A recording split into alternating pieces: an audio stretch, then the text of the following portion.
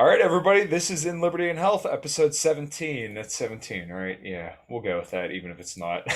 I'm very, very happy to have my guest on today, Shane Hazel. He's someone that I really, really admire in the Liberty movement, and someone that I would say probably has the most sack out of anybody that's probably ran in the last, 20 years. To have a Liberty hero in a lot of people's minds approach him and ask him to do something. And this man just borderline ended his kind of Liberty career if you're looking at it from like a principled standpoint. So sort of got a little bit of a long tangent. But Shane, how you doing, man? I'm good, man. Thanks for having me on.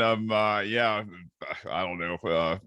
I think people want people that are going out there and kicking these guys in the nuts right now. And, I guess, the time has arrived for, guys like me that have been waiting for those guys to, I don't know.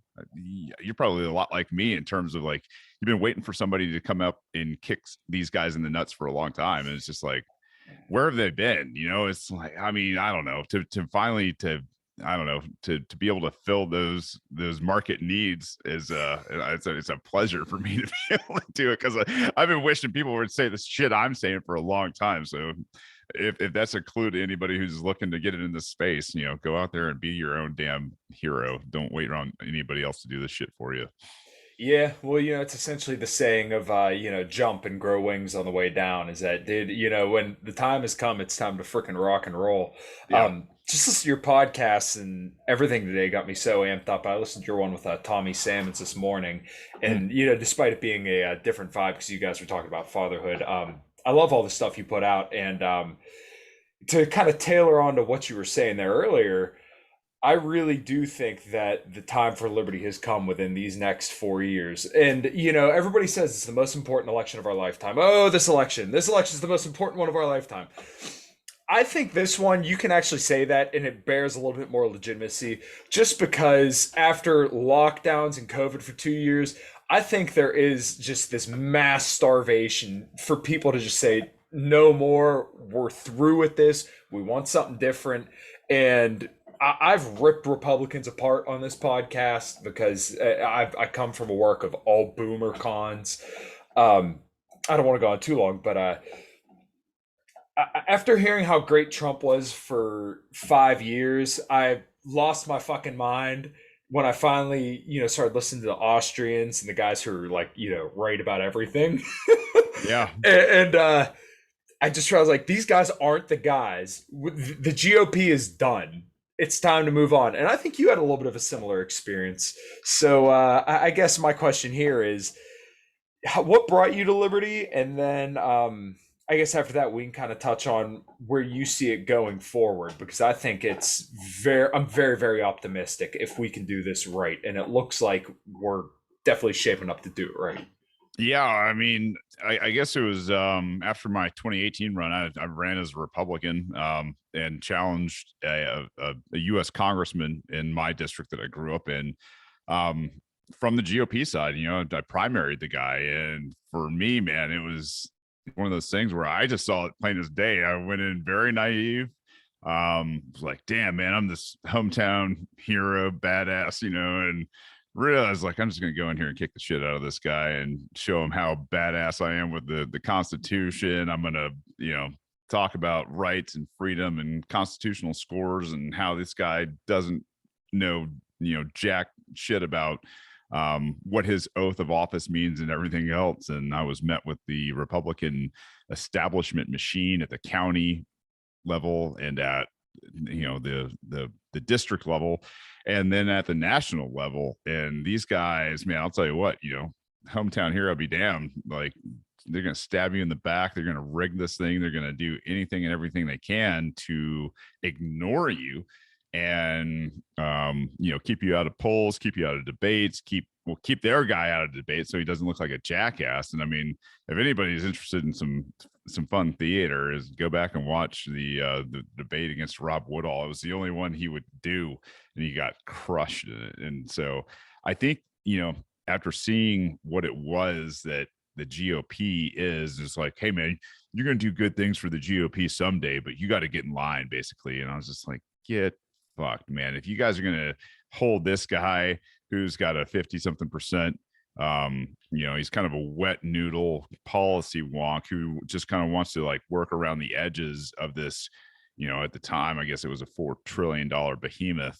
I was like, you guys are running a $1.5 trillion deficit every year, and this guy is nibbling at it. Like, you guys are going to lose this. And so I just kind of got to that point where it's like, all right, I'm done. And then the Libertarian Party kind of came knocking, and they're like, what are you doing? You're a libertarian. I was like, don't tell anybody, right? Like, I'm trying to fucking, use some craft here. I'm trying to use a lot of my, skills from the Marine Corps in terms of asymmetrical warfare, counterinsurgency, insurgency, like all this stuff that's in my wheelhouse. And, made a good dent the first time around at about 30%. But, in terms of being a viable person and saying what I wanted to say and really pushing full on liberty, I was muffled. I mean, I had a campaign manager that I did a show with for about a year, and I was even muffled there. And it wasn't until I started speaking my mind, in detail without filters, that it kind of got to where I am now. And to get to the liberty side, it was just like, this GOP, man, no matter what happens, it's doomed. These guys fucking lose even when they are in power, and they kind of talk tough, like a bunch of fucking cucks in the like when they're not in power. And I think even that's kind of gone, right? It's like, you guys have the GOP had betrayed all of our rights, starting with the Patriot Act, I think in 2001, 2002 timeframe. Yeah. And it just kind of went from there, man. I was just like, golly. I mean, they've fallen so far out of grace. It's just like I don't want to be part of these guys. They're controlled opposition. And so I was kind of happily left and was greeted with open arms from the Libertarian Party. And thank God, because that's just one of the things is like, I'm passionate about it. I work my ass off for it, and, really don't take any sort of real money. And, it's just, at the end of the day, you just want to be free. And the two duopoly uniparties murder cult system isn't going to help you do that at all. Yeah, I agree completely. And I've kind of harkened back to this a lot, but I really think after 4 years of Trump, it really showed Republicans for who they were. Despite the fact that he was a populist and his rhetoric on war was good, if you look at in action, it was like the complete opposite. Ridiculous spending. His wife was trying to pass, paid family leave. The stimulus checks, which, he was fighting them, but then, it was essentially, instead of sending $2 billion here, we'll just send them 1.8 billion instead. It was just, his whole presidency was pretty much just belly up. The establishment wins. So, I like that you call them controlled opposition, because at this point, I really don't know what else you could call them, because they're not even that good when they're not in charge. They'll say good stuff. And I heard Ted Cruz talking on the floor, and he was complaining about the debt, and then he talked about Obama and Biden, but he skipped one right over there. Trump, man. That's the thing, is like, he's like, I'll never sign another of these things again. And he did it every damn time it came around, and continuing resolution, AUMF, whatever came across his desk, he was like, fucking, I'll never do it again. And he stroked it. I think the biggest accomplishment of Trump is getting the GOP to accept a New York Democrat, and that's the thing, is like, you look around and you're just like, guys, this guy's a New York Democrat. I mean, I hate to tell you, but like, I know even a New York Democrat is better than the socialists and the communists that are out there running now. But like, that's where you get to with this comparative politics nonsense instead of principled politics. Where I don't know if you can even call it principled politics anymore, but you got a guy that's talking about red flag laws, take the guns first, due process later. I mean, on top of everything else, I mean, he's obviously, a civil asset forfeiture guy. He is absolutely against, removing qualified immunity. The idea that he was going to take land at the border and all these things, just like, God almighty, like 20 years ago, Republicans would have had a really hard time, hearing any of this, and they could have called it out, quite frankly, for what it was. And that was obviously New York Democrat nonsense. Where statism fits. People who are happy to accept it. Now, it's funny is, he's been kind of a driving force behind this guy down here in Georgia. His name's Vernon Jones. He's running for governor, trying to primary Brian Kemp as a Republican. He's been a Democrat his whole career, 12 years. He's been a Democrat, and like there are Republicans lining up to vote for this guy because Trump's kind of friendly with him. And you're just like, God almighty, you got a New York Democrat, and now you got an Atlanta Democrat together, and you're just like, shit. You couldn't be further from the tree of like natural Republican than a New York Democrat or like a Georgia, like maybe like an Atlanta, Georgia, not, but you know what I'm saying. You could not be further from like your typical Republican. It's hilarious, but there's so many people kind of floating out that everything going on now, all the disasters happening right now would not be happening under Trump, which to me just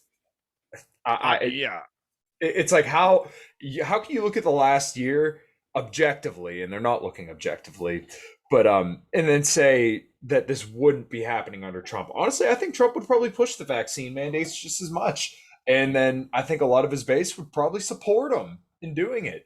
I think I actually just saw an interview with him and Mark Levin. Yeah. Where it's like, they were saying it would take like 5 to 7 years. And I did it in like 9 months. And you're like, I saved 100 million lives. It was the greatest vaccine ever. And you're sitting there like, holy fuck, guys. Like you're buying this bullshit. Like vaccines aren't rushed for a reason. Health and new cures and all that kind of stuff aren't rushed. Well, we thought for a reason, but now it's just like, hey, Operation Warp Speed.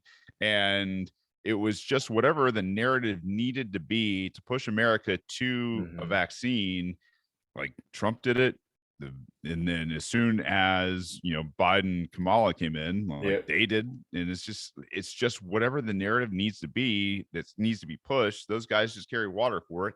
They're fine with it. They don't give a shit at the end of the day. And that's the thing is they keep, it's the old George Carlin bit. It's like, there's a fucking club and you're not in that fucking club. Right. And to think that billionaires give a shit about the average man or woman, like, how could they? They're not in touch with it. They don't understand it. They don't live it. They're not worried about, not only, their next paycheck. They're not worried about life.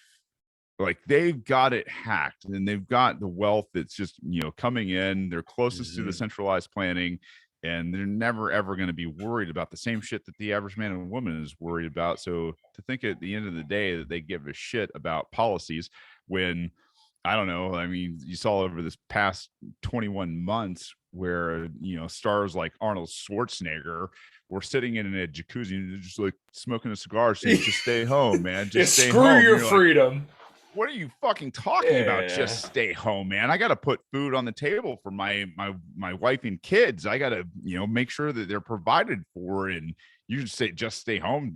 This isn't like, I don't have just a call in type of position. Yeah, exactly. And it's very ironic to see celebrities, making, like you said, billions of dollars, telling you to stay home. It's like, how off base could you be? Like the people who fix your car, who fix your house, these guys don't get to stay home. These are blue collar people. Right.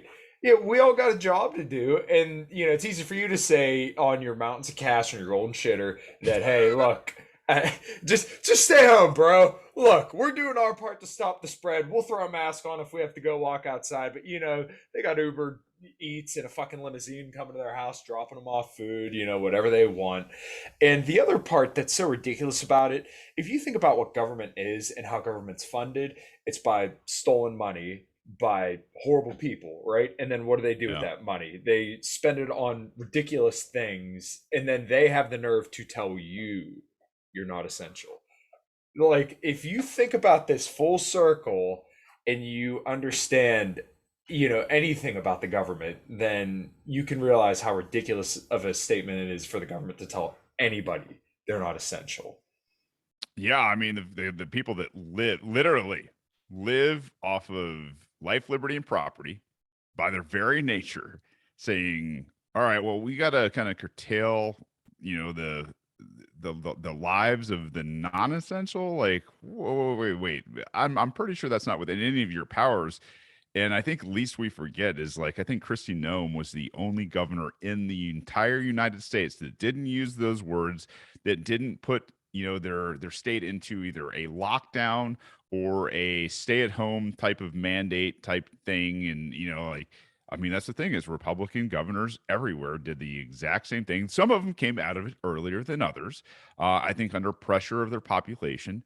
The fact that those populations have, large concentrations per capita of firearms, they were just like, no, we're gonna go and make things happen for our families and our communities and neighborhoods. And that, I mean, that seems like it's like they have, selective amnesia about what they did in their states over the past 21 months. And I think it's going to hit these guys extremely hard. Like, I think you were saying earlier, is like, this is a, pun intended, a golden opportunity for liberty.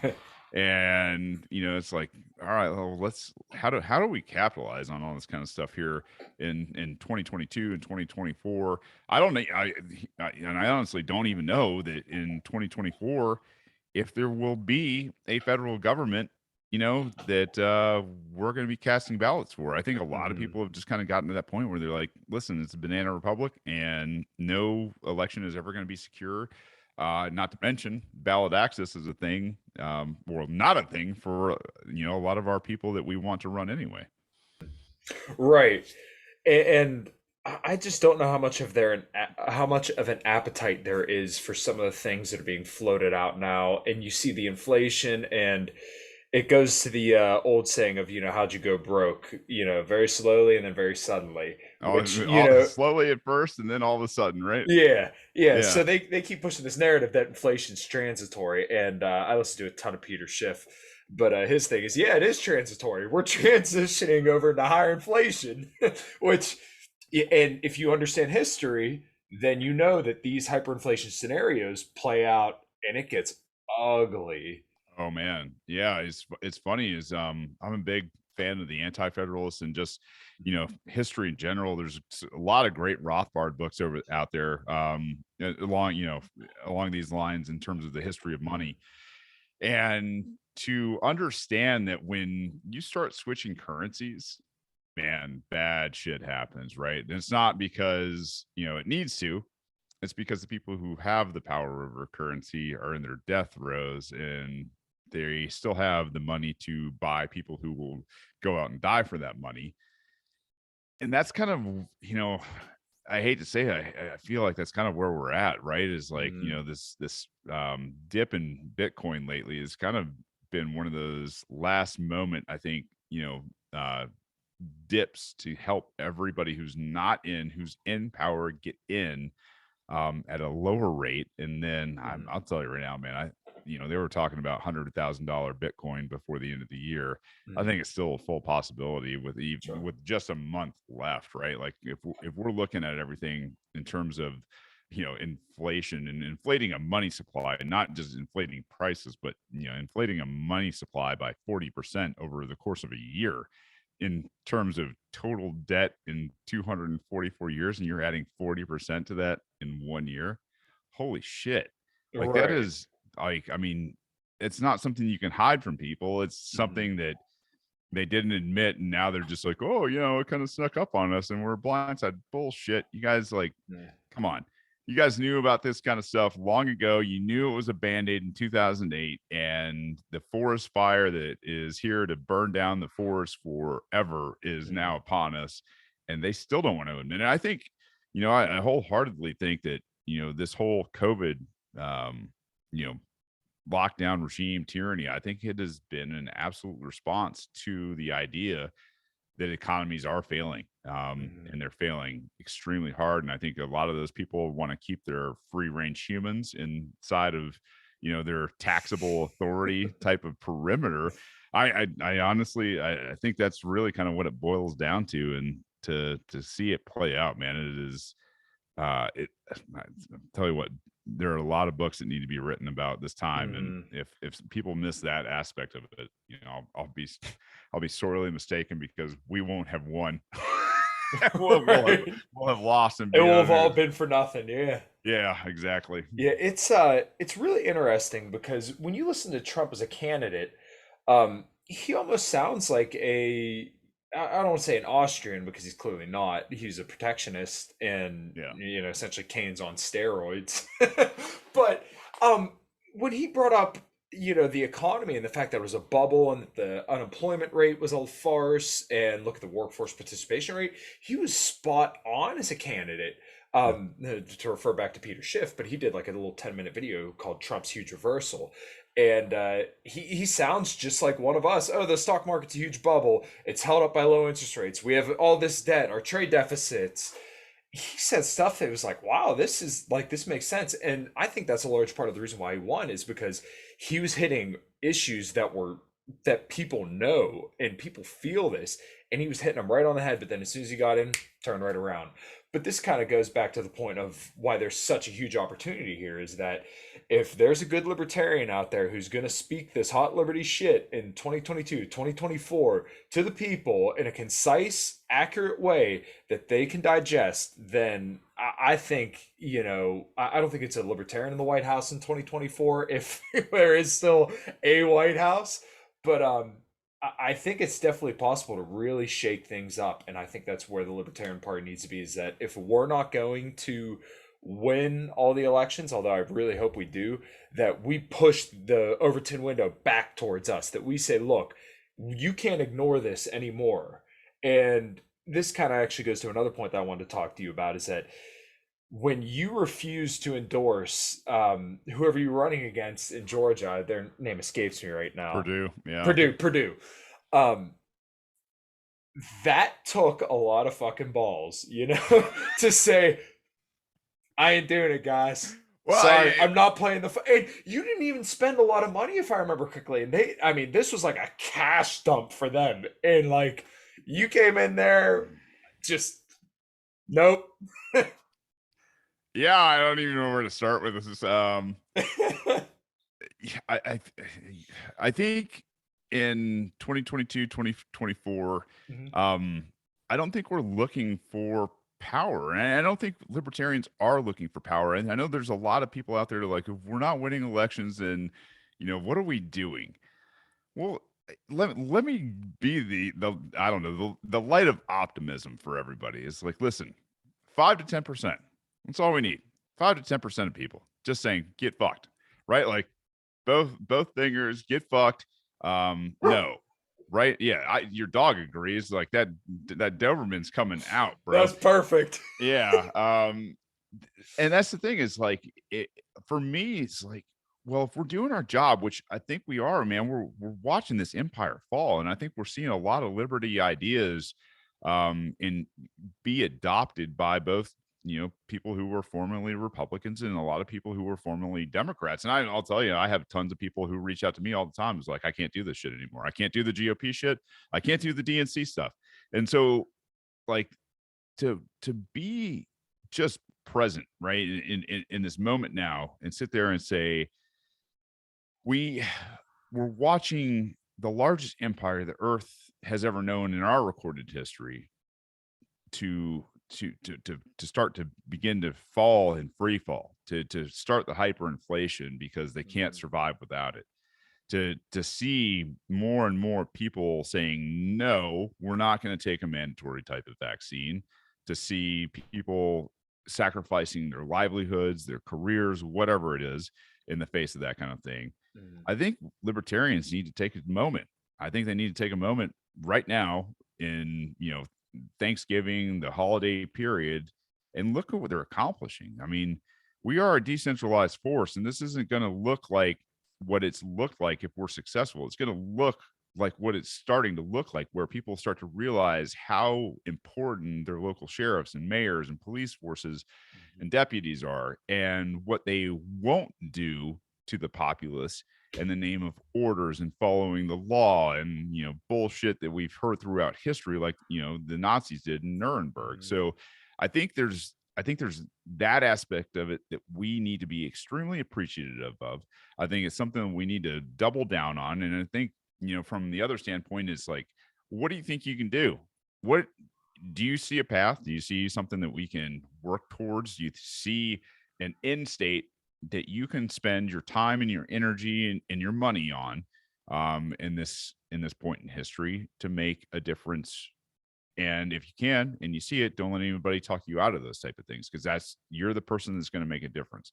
I mean, seriously, I was a guy that just wanted to raise my family in 2016 and didn't want anything to do with this bullshit. I still don't want anything to do with this bullshit. I moved out to a mountain to become a homesteader and tell everybody, basically, hey, listen, I'll help, but listen, I'm also looking out for what I want to do, and I want to be independent. I want to be that person. And, some of those things have changed over time, but I think, I think people need to realize that you have to see a path that is yours, and you have to believe in your path enough to take it and tell anybody and everybody along the way, get fucked. Now with the David Perdue thing, right? Like, oh man, it wasn't, I did it when I was a Republican too. Like, I got a call the next day. I mean, honestly, I got a call from not only the county that I lived in, GOP chair. I got a call from the Georgia 7th chair, and I got a call from the other county that encompassed that district. And they're like, "Hey man, it's time to endorse the man," right? And I was like, I don't think you understand why I ran at all. And so, to have that moment with, Rand, and to tell David Perdue that he can take his 20% constitutional voting record and, shove it up his ass. Like, it was so nice to be able to do that, because I was literally like, I raised no money. I didn't spend any money. I didn't raise any money. I'm not like independently wealthy or anything. And I just ran a show, man. I ran a show.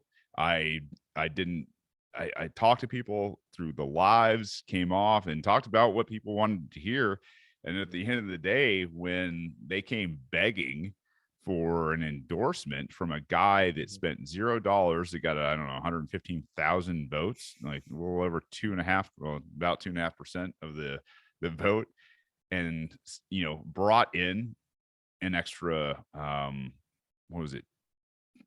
I don't know, $200 million on, like, that's the thing is, if you bring in $200 million for a runoff, like, you've done your state a pretty solid on the economy, right? Like, the news agencies around here should at least give you a little coverage, just a polite, mention, not talking about a full reach around or anything, but hey, like, at least mention at this least guy. buy you dinner or something, right? I mean, something for God's sakes, right? Like, they had a killer year last year. So for that all to, to transpire, and here's the other thing. A lot of people don't know, like, I had conversations with David Perdue. I had, I said, hey, this is what you could do to earn the libertarian votes. You could take on this issue and this issue and this issue. And I literally gave it to him on basically a script.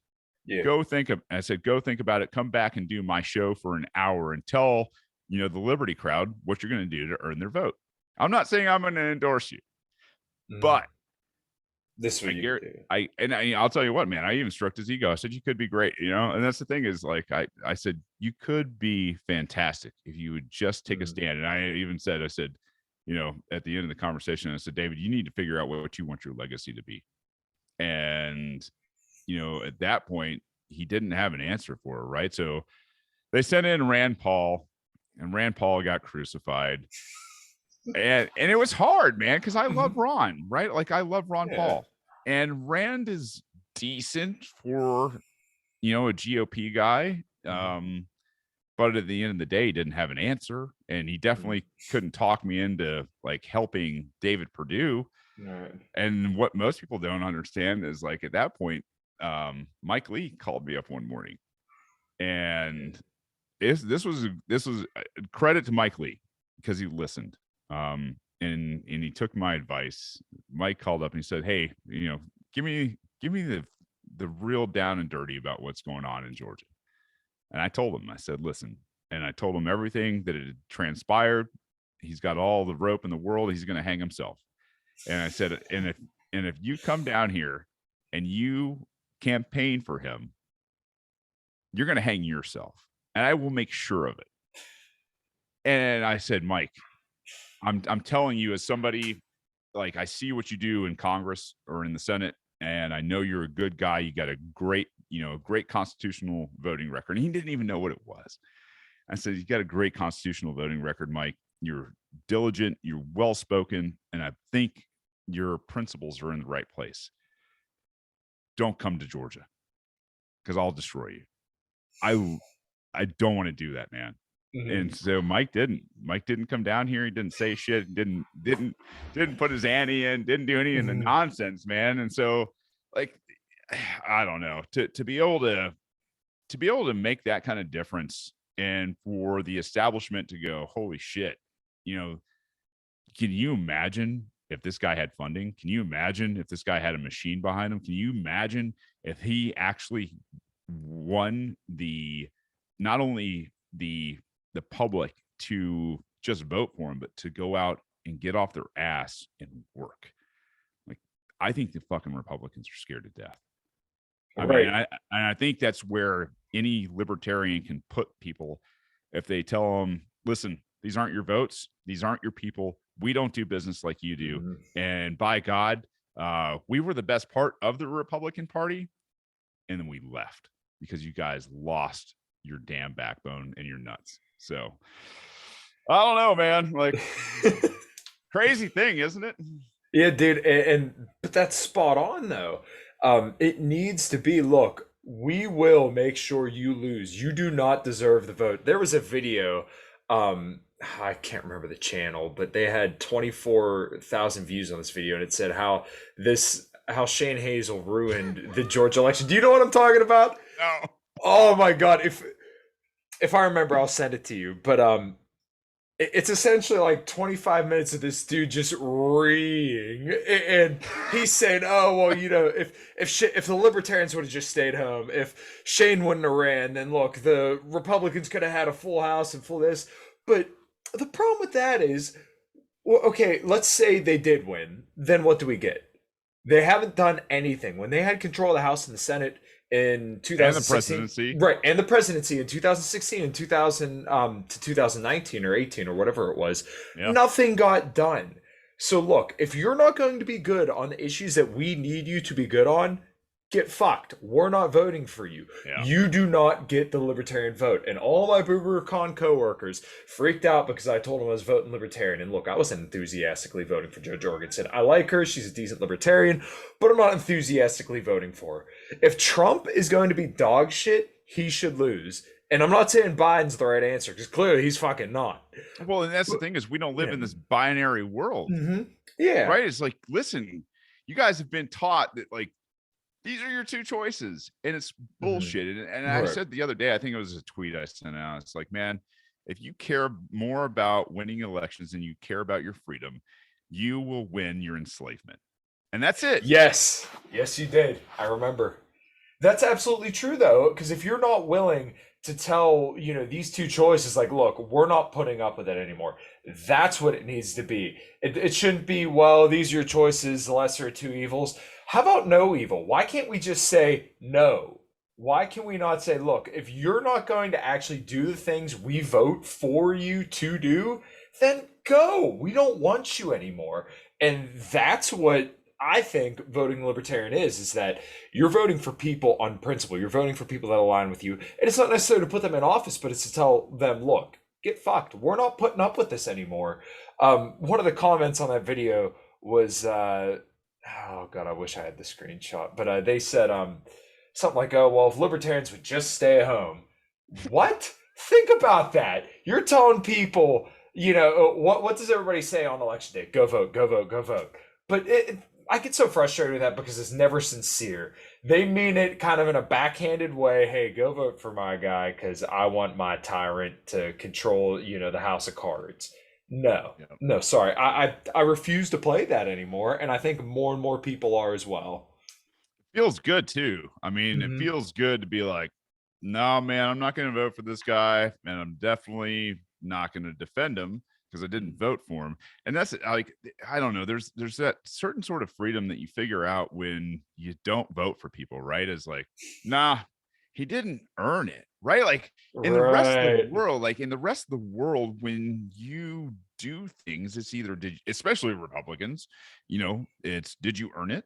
And most of the time those guys are like, you should have to earn things in this world, Mhm. right? And you're like, okay, well, I'm going to tell you right now, he didn't earn my vote. Like, he's terrible on my right to free speech, he's terrible on my right to privacy, he's terrible on asset forfeiture, he's terrible on gun rights, he's terrible on things that I really care about in terms Mm. of rights. He never talks about those things. He definitely doesn't fight for them in the public eye anywhere. And he sure as hell doesn't vote for him. So, like, at the end of the day, he doesn't feel like he owes me anything.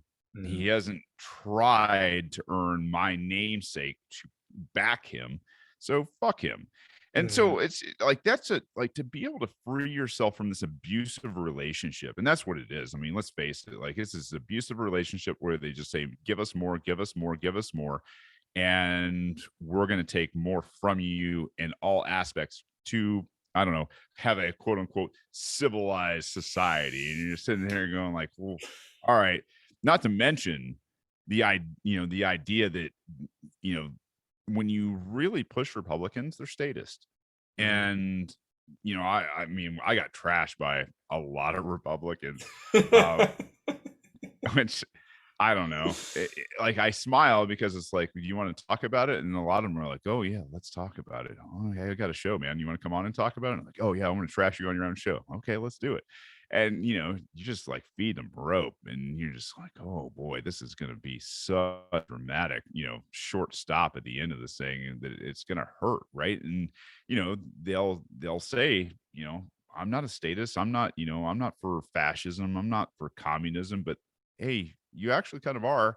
And let me point it out to you. And you get to cops and roads and, just, who would provide it? And they don't have the imagination to think that this could be done in the private sector versus the Absolutely. public sector. And, there's this bit of indoctrination that they go through from 5 to 18 minimum, that tells them that no, hey, you got to have cops and Star Mhm. Spangled Awesome. We say the Pledge of Allegiance, and so the Independence, magical cloth has to do its thing, and like all this is bullshit. It's just like if they had the courage to see that they're not free. Like, I gave this speech the other night in front of this group of conservatives, Mhm. and I said, don't thank me for my service, and you could see like the room take a visible gasp. I said, do you feel free? And at that moment, there was just silence. I said, I sure as hell don't. So my service, and I told him, and I said, man, I served the banks, I served the MIC, and I served greedy ass politicians. And that wasn't you, right? Like, you guys wouldn't be here in this meeting if we were free. You guys wouldn't be coming together for this like self-help group during these tough times, to get together if we were free. You guys would just be, out there enjoying your, I don't know, your Independence Day barbecues, and like that's all bullshit. And I think they're starting to understand that it's at Mhm. least bullshit, but they still haven't gotten to the why. Mhm. Why is it bullshit? So I don't know, to have the hate of the establishment. Well, guys, it just tells me you don't understand elections, first and foremost. I wasn't even in the runoff. And secondly, it's just like you guys definitely don't understand what people do versus what people say while they're in office. So it's like you kind of just come out and exposed yourself as somebody who shouldn't be voting. And and that's, like, I don't know, by their own metrics and their own standards, they should not pull a ballot. They should not vote because they don't know what the person who they are voting for is doing, Mhm. with the ballot that they have. Right. It's just this is my guy, this is my party. So, I have to vote for him. And it's funny because I have heard people tell me, oh yeah, I just vote all Republican. I vote all Oh, Democrat. I just vote this way. It's like, well, you should probably care about the issues because what if you literally have someone who literally is a Democrat through and through, but just because you vote Republican, they got an R next to their name. Well, guess what? They just got your vote. And they're saying take away your guns, everything, which our last president did. But even beyond that, if you're not willing to do due diligence into the people that you're basically putting in power to take away your rights, you're doing yourself a pretty big disservice. I mean, can you imagine putting your name by like seriously? I mean, just signing your name behind somebody to go do a job. Mhm. I wouldn't do it. Like, I mean, you Right. ever been asked for a letter of recommendation? I have. Have you ever turned somebody down for a letter of recommendation? Yeah. I, I wholeheartedly is like, no, man, I'm not going to write you a letter of recommendation. And Mhm. that's you got to be honest enough with yourself to be able to, I mean, obviously I don't have that problem, I guess, but like, you got to be able to say, no, man, you know what? My name is worth a little bit more. And, Mhm. my legacy in this world is worth more than doing this and then blindly supporting somebody just because they're not those guys. And here's the Mhm. other thing is what kind of, emasculated, you know, testicular fortitude, deficiency do you have to sit there and say, I'm not voting for this guy because of this, right? Without mentioning the other guy. Are you Mhm. scared? Are you voting out of fear? Because you know who votes out of fear? People who are not very well, not well studied and cowards. Mhm. Cowards vote out of fear instead of voting out of a place of principle and drawing a line in the sand. If you really had the testicular fortitude, especially in the GOP, you wouldn't vote for probably about 95 plus percent of the people on the ticket because they're all part of a machine and Mhm. they're all they don't give a damn about rights at the end of the day. They care about No. power. Right. It's that's spot on. I kind of wanted to pivot over to a little something. You did a podcast on PTSD, and this is going to get a little deep, and I hope you don't All mind. right, man. But the last couple years before I officially understood war and how bad war was, I did a lot of reading. I don't know if you're familiar with Jocko Willink at all, but Yep. he covered a lot of like war books on his podcast, and obviously I disagree with him on his kind of conclusions on war.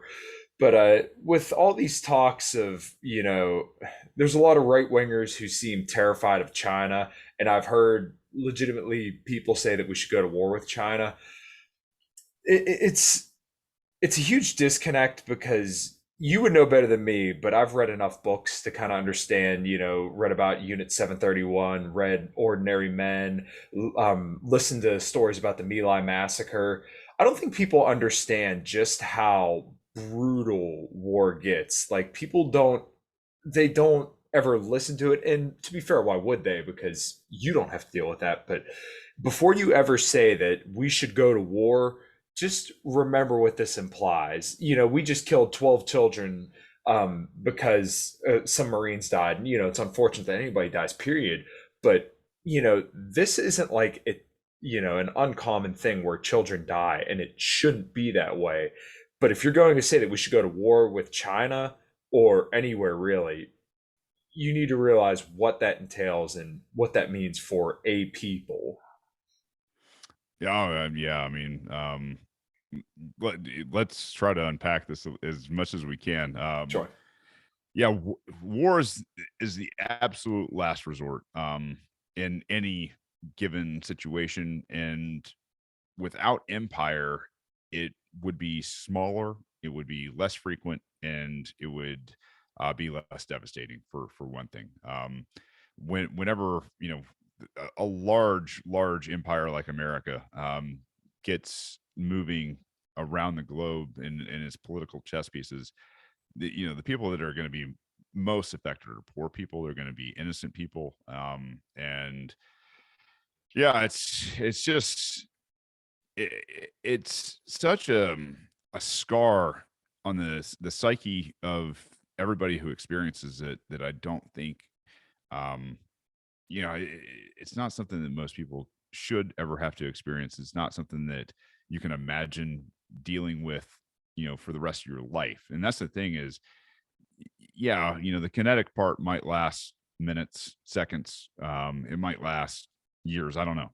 But what's going to transpire from that is going to last anybody and everybody who is involved in that moment in time the rest of their life. And it's going to have devastating consequences. Now, it can have compound, devastating type of effects if a person is robbed of everything that they ever loved in the world and they weren't doing anything wrong. And that's the thing is you take a kid, a guy's kids and his wife and his homestead, or where he's barely eking out an existence away from him, and he's going to probably be compelled to do the most heinous shit on earth, right? In terms of retribution. And where do we get with that? We just get this downward spiral as a species. And so yeah, the people that are like we should go to war with China are fucking stupid. And I don't mean like kind of stupid. I mean like gutter type of, haven't experienced anything, wear 511 fucking gear, play airsoft and Call of Duty like it's their goddamn job. And they, given the opportunity, if I would buy them full kit and say, all right, here you go, here's your plane ticket, they wouldn't. There's no way on earth. And I think it's a bunch of very reckless, foolish talk from a bunch of people that haven't known or considered or done anything. Now, in terms of just logistically, Scott Horton covers this extremely well, by the way. Yeah. If anybody's, wants to learn to the point where their brain melts out their ear, yep, why this is a bad idea and why it's an unnecessary idea, go listen to Scott Horton. Yeah. But China's GDP is a fraction of what ours is in terms of being able to project military force. He also makes an extremely wise and diligent point that if you look at China is surrounded, right? Like they are surrounded by people that don't necessarily like China, right? And not just kind of surrounded, like to the extent where you've got like 16 to 18 plus countries, and I don't know exactly what it is, but I mean, Korea, Japan being two large, very powerful economies in that sphere. But then you have Indonesia and you have Singapore and you have the guys over in what's the country that's changed name that's been in civil war? I'm terrible geography. Yeah, so Weimar Republic. Okay. You've got India, you've got Uzbekistan, you've got Afghanistan, you've got God, the other stand that's over there. You've got Russia. I mean, these guys are absolutely surrounded by countries that could make China's life extremely hard if they got overextended. Now, here's the other thing: is the yuan is in the same position that the dollar is. It's about to go extinct, and it's because of Bitcoin. And so, they're dealing with that. They're getting black eyes from the Bitcoin community over and over and over again, and they haven't shut it down. They haven't made a ton of progress. They've made some people move some servers, but is there Bitcoin being traded inside of China? There's definitely Bitcoin being traded inside of China. So the idea that China would ever project force over here, I think is silly. I think China, looking at their history in terms of kinetic warfare, it's not their thing. I think they understand that kinetic warfare invites a lot of trouble in their space. And so what they've been doing, I think, for a long time, and smartly, is building a more of a defensive type of positioning and posture. And so I think it's a bunch of saber rattling by the Warhawks, the typical Warhawks, the Boltons, the Pompeos, the guys that are, these very comfortable old white guys that have never done any type of kinetic activity ever, and have really sent a lot of good people to the grave. So I don't think it's it's obviously not wise. It's also unneeded, and the best thing we could be doing is still running trade deficits with these people, right? Like, and that's the thing is I don't think people understand economics. Like, you look at No, economics, God, no. it's a full cycle type of deal. Is where one side has a trade deficit, you're also receiving you know greater greater amounts of people's time and value Hmm. than would be possible if it was done here, if you didn't run the trade deficit. It's not that it's a bad thing. So yeah, man, warfare is bottom line up front is what we should be striving for is a history of peace. We should be striving for a culture that writes their history and how they have avoided war versus their amazing generals with chests full of fucking war medals that slaughtered millions and millions of people. Not to be a downer, but like I see it Mm. for what it is. And Smedley Butler, one of the great Marine generals, um, was obviously very fond of the term "war is a racket," and that is his book. And if anybody's so inclined, it's a fantastic read. Right, right. I got you. Yeah, that's a lot. And like I said, when I was kind of studying war and the different massacres that were notable throughout history, every time people bring up war or they casually, talk about how it's okay to kill people over the Middle East or flirt with the idea of war with China, I get that image in my mind, and I'm not a veteran, but like I said, I've read enough to know it's like you guys do not want this. Smarter than all of us that are. Yeah, some might say my bass player, he's 51. He was a veteran. He was a Navy SEAL, and he's pretty good about it. He says, "Look, dude, I worked for the government for 6 or 8 years. I know they're fucked up, man." Yeah, super fucked up. Weird Yeah, culture too. yeah, I got you. Yeah, I went to school with actually a fair bit of veterans, but yeah, like I said, I just think people are very disconnected from it, and they don't understand just the whole implication and what it looks like full circle. Like these people have to come back and try to integrate back into society, and it's not that there's necessarily anything wrong with them, but I mean, Jesus Christ, you put anybody through something like that where they see people's limbs getting blown off, or you're just an ordinary guy made to do tasks that the average person couldn't imagine. And it's not like people won't do it, but it's not only the act of doing it, but seeing it and the whole experience, from what I can understand and what I've read, that really just tears people apart. And if people aren't ready for it, then I mean, it's a lifetime of torture. Well, and then kind of waking up to the idea that they were conned, right? Like Right. you kill people, and for what? You didn't Hmm. kill them for freedom. So now you're going to unpack that the rest of your life. And the Hmm. VA is going to help you along with a handful of pills. Now that you've gone from the asset column to the liability column, it's like, what does the government do with liabilities? They get rid of liabilities. And so Hmm. they literally spend billions and billions and billions of dollars a year on making sure that you are the most pilled veteran you could possibly be, versus saying, hey man, here's some flour, here's some mushroom.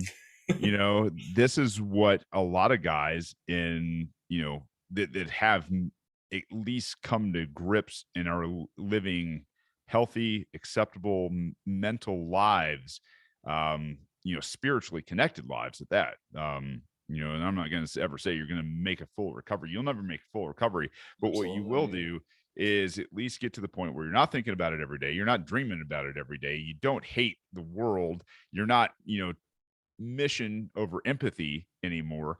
And your ego is one of those things that you can let go of. And I tell you what, that's one of the things is alpha males, especially, of the warrior class, is letting go of your ego is the most freeing thing you could possibly do, Hmm. especially as somebody who's, dealing with post-traumatic stress. I won't call it a disorder because it's just an experience that you naturally go through no matter what.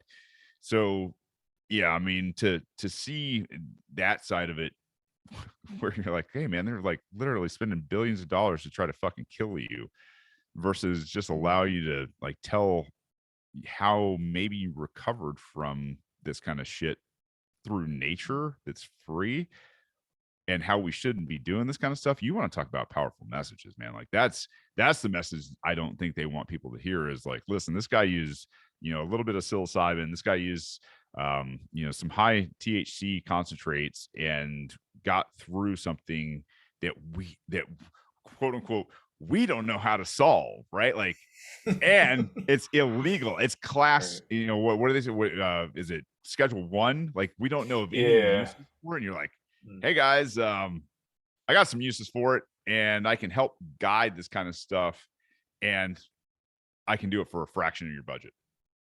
Right, and that's unbelievable. And it's funny, the former neocon right wing in me, kind of when I hear psilocybin mushrooms, I'm like, man, that's for like terrible people. But then the more and more I hear about it, and this just isn't my realm of expertise, but all the things I hear, especially from people who have issues like this, is that it's largely beneficial.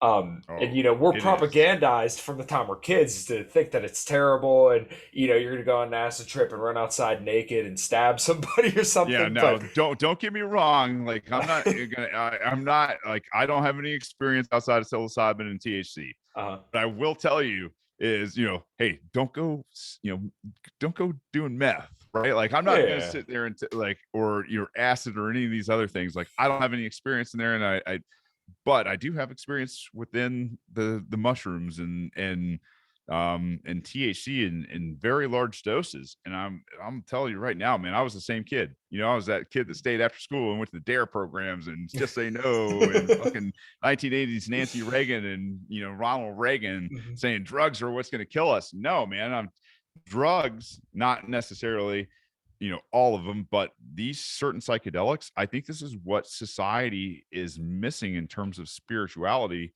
because it does allow you to let go of that ego, and really connect with and feel empathy for your fellow human being. And wow, what a time to look at society and go, could we use some empathy?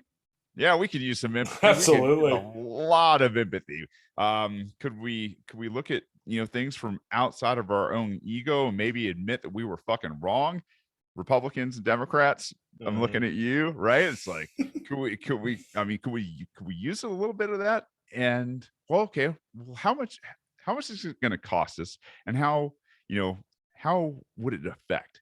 And I'll tell you what, I was talking about this the other day with somebody, and I was like, man, I'll tell you what, if the world could get together, at least the adults 25 and over, and sit there and say, listen, at this time, we're going to just all sync up, and we're either going to eat about 2 grams of psilocybin, or smoke our weight in cannabis, or eat it. I don't care. What would happen in the following days might be the most amazing thing the planet's ever seen. Now, I'm not saying it's ever going to happen, Global but Woodstock. I'll tell you what, people, I don't be scared of it. Figure it out. Go talk to people that are well studied in it. Mhm. And like you said, I've got a show. Actually, man, do you know who David Fite is out of uh, Free Speech Media? No, no, I haven't heard that I name just did a before. whole show on this kind of stuff with him. Okay, cool. And it's yeah, it's one of the things I love talking about with people who are interested in learning and listening. Huh. Yeah, I might have to look a little bit more into that. And, I just, like I said, it's something that I just never really looked into because, the conservative kind of background. Yeah. But I guess one point here is, so what you're saying is that you are just a libertarian who likes to smoke weed and do shrooms. Oh, I tell you what, Oh, I had to get that. yeah, no, it's yeah, I wouldn't lie. Is like, if Yeah. this was an acceptable thing in culture, I'd be running practices of this kind of thing, right? Mhm. It's just like, I think humanity needs a lot more spirituality. And for people who are Christians out there, great book, the Immortality Key. It Mhm. talks about how the Catholic Church back in the 1600s absolutely castrated this piece of Christianity from the Christian faith. They took the spirituality out of it by removing things like psilocybin and THC from it. So just food for thought. Yeah, no, that's all really interesting. And like I said, I've never really looked into it, but that does really interest me because obviously as a libertarian, we're all for, freedom to do what you want. But this kind of taps onto one more point, and I don't want to keep you too much longer, Mhm. but maybe we could hit on this and then maybe we'll rock and roll. Um, with these vaccine mandates coming out, it kind of reminds me of drug laws because essentially you're making criminals out of peaceful people. People who are just declining vaccination, they're not violent people. These people just see this as an unnecessary operation. My fiance and I both had COVID. It wasn't a big deal at Me all. too. Yeah. Yeah, it was like, oh, I felt like crap for a couple days. I lost my taste and smell for a week, and then it came right back, and then bam, felt back to normal. My fiance lost her smell for a month. That was it. Okay, we got natural immunity, and guess what? Like you saw in your podcast just the other day, there's like hundreds, if not probably thousands of studies now proving that natural immunity is better than vaccinated immunity. You know, so for us, there's only downside when it comes to getting vaccinated. If you're an older person and your risk horizon, your time horizon overall on this earth is a little bit shorter, okay, maybe you have a case there. But, if you have natural immunity and you're under 50, you're healthy, you're not obese, there's pretty much no case for you to get vaccinated because it's all downside risk essentially. Yeah, I mean that's the thing is you're adding risk to your own life. And here's the one stat that I found staggering Mhm. is 70 and under with your comorbidities factored in. Not in or not out, but in. If you're obese, you have diabetes, even at 70 and under, all of these things, you have a 99.95% chance of surviving COVID. Mhm. You're not going to get Bell's palsy. You're probably not going to have a heart attack or have Right. myocarditis, pericarditis. You're not going to have the increased heart rate for females. The either the stop or the increase in menstruation, and amongst a whole host of other things that people have reported from being vaccinated. Not to mention it Mhm. waning over I don't know, the course of sometimes days. And you're sitting there Right. going like, look, guys, I don't know. You look at human evolution and we're so damn short-sighted, and Mhm. so full of ourselves as human beings. We're like, oh, we can solve this now. Well, I mean, I don't want to be the guy that shows you guys like what's painfully obvious is like the people that got you here, the people in your lineage, right? Who have survived for, I don't know, eons and eons and eons, Yeah. they've built this really amazing immune system that you have inherited. They've Yeah. survived some shit that you can't even fucking imagine. Mhm. And it's like, I think I'm gonna trust it. I think I'm gonna boost that up. I think I'm gonna, exercise. I think I'm gonna get, some vitamin D and some zinc. And man, I'm just gonna invest in, me and Yeah. fuck these companies out here that are in it for profit and one size fits all, non-thinking type of solutions. It's Yeah. just on its face. You just see it and you're like, God, man, if I was watching a movie and they were just can't they see it? Can't they see that this one size fits all? Like Yeah. I feel like everybody in the theater would be screaming at the screen, Yeah. like it's a horror movie. It's like, yeah, no, man, he's right there with a goddamn machete. He's about to chop your head off. And like, no, no, they didn't. No, they kept walking, and some Mhm. girl laughed at some guy, or she fell as she was trying to run away. And you're like, Mhm. oh, guys, Yeah, god just damn stand up for crying out loud. But it. yeah, Yeah. you could fix a lot of metabolic health issues within the course of like a couple weeks, right? And people lose weight. Now I'm not a proponent of fast weight loss just because it has different issues on the way it affects your metabolism, And your heart. muscle mass. Yeah. Right, right. It's better to lose the weight slowly because then you'll retain your metabolic rate, you'll retain more lean mass. But all that aside, obesity is a comorbidity for COVID. Um, an obese, I think it was like an obese 30-year-old has a similar risk to that of like a 70-year-old. So, but you could fix that. we've not heard that, like, not even once. And Americans clearly are not doing well in the metabolic health department. Oh, Only we're 88. further. What are we further? Like, how many people have gotten obese over this stretch of time? Yeah, over 25% rise in obesity in fucking children. Jesus. Children. And 88% of people in the US, I believe it was, don't check six specific boxes to mark or to show that they have overall well metabolic health.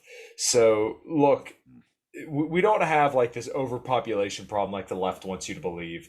If anything, because the concern there is, oh well, we can't make enough food to feed people. Have you looked around? Clearly, people have not missed a meal recently.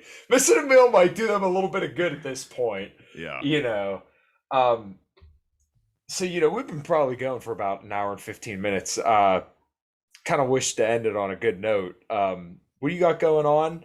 I know you're doing the Helios initiative, so let's Yeah. kind of end it on that. And I got one question for you that I want to ask you off air to kind of leave people with some suspense. And I think you'll say yes. And I'm really, really excited if I can get this together.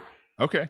Yeah. So Helios is a initiative that I started originally to pull the governor candidates together, but it's morphed into, um, because time is short, going after the mayors and the sheriffs in your county with proclamations on my website, radicalpod.com.